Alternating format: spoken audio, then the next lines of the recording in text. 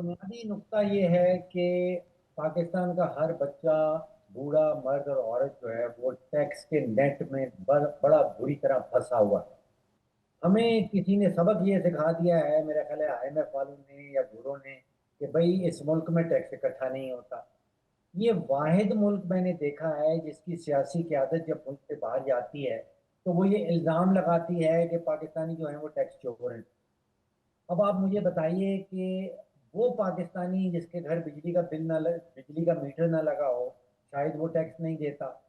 جس کے گھر گیس کا میٹر نہ لگا ہو وہ ٹیکس نہ دیتا ہو۔ جس نے زندگی بھر کبھی پیٹرول نہ خریدا ہو وہ ٹیکس نہیں دیتا ہوگا۔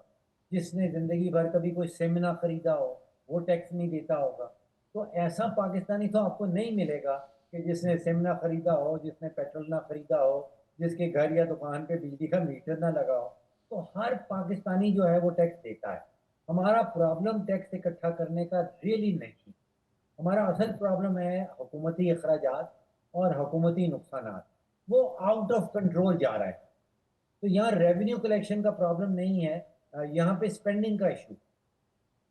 اچھا ڈاکٹر صاحب، یہ اسپینڈنگ کا بھی ہے، لیکن جو مراعات یافتہ طبقہ ہے جسے ہم سٹیٹس کو کہتے ہیں، کیا گورنمنٹ کے پاس وہ لسٹیں نہیں ہے کہ کس کی کتنی آمدنی ہے، اس حساب سے اس پہ ٹیکس لگے تاکہ عام آدمی جو ہے وہ اس سے تھوڑا نقصان کم ہو، عام آدمی کو اس پہ بوجھ نہ پڑے؟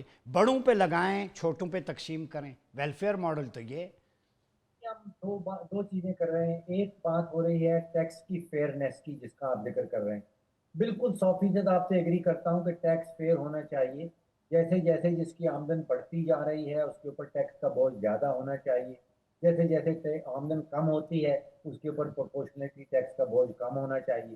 اب ہمارے یہاں تقریباً 60 سے 65% جو ٹوٹل بوجھ ہے ٹیکس کا وہ سارا انڈائریکٹ ٹیکسیشن کا ہے۔ اور وہ جیسے جیسے آپ کی قیمت کا، آپ کی آمدن کم ہوتی جاتی ہے، آپ کے اوپر ٹیکس کا بوجھ بڑھتا چلا جا رہا ہے۔ اس لیے اس کو اکنامکس میں ہم کہتے ہیں ریگریسو ٹیکس، یعنی کہ اردو میں کیا اس کو میں ظالمانہ ٹیکس کہہ لوں۔ تو ایک تو ہے وہ ٹیکس فیئرنیس کا ایشو، وہ بالکل ہونا چاہیے، میں آپ سے ایگری کرتا ہوں۔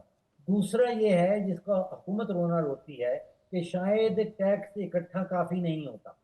میں سمجھ رہا ہوں کہ آپ اعداد و شمار کی بنیاد پہ دیکھ لیجئے، آج سے 20 سال پہلے کا جو حکومتی بنایا ہوا بجٹ ہے اس میں ایف بی آر کو جو حق دیا گیا تھا وہ 1000 ارب کا تھا۔